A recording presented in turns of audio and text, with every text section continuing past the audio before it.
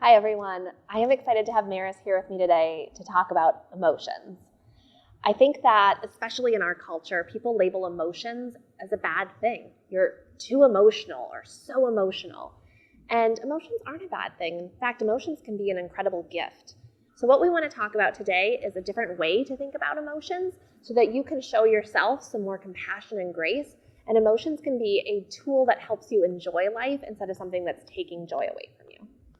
So, Maris, I would love to hear about your evolution and how you think about emotions. Absolutely. I definitely grew up hearing all that language about being too emotional or it being bad to feel big emotions. And it was really helpful for me to learn that they're just ways to learn how to take care of ourselves. And when I can be more specific and granular in identifying what those emotions are, it just helps me be a better caretaker for myself. So if I label just, I feel bad, that's really hard for me to tell what to do with that. But if I can figure out, is it guilt? Is it sadness? Is it anger? Those are all different ways that I'm going to have to respond and be kinder to myself about it. I love that example because I think so often we're like, I feel good or I feel bad.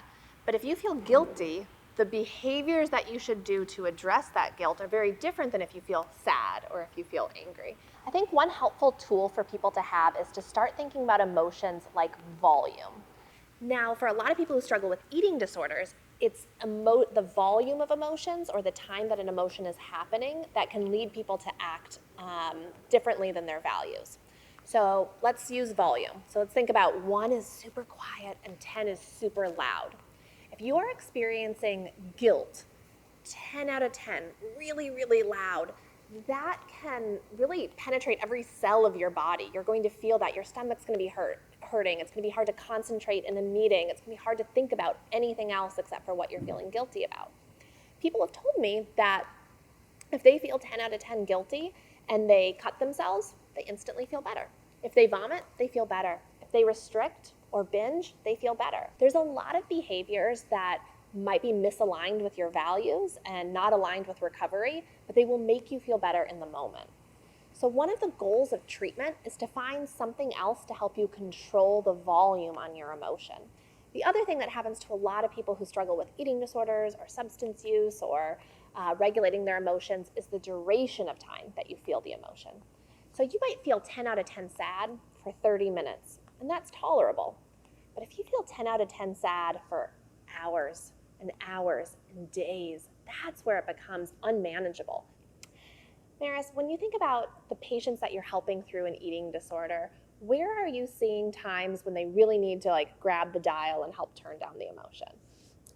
Meal times. And I know that feels like an obvious example, but I think meal times are such a heightened time for the entire family unit or whoever is sharing that meal with you that it can be easy for that volume to increase.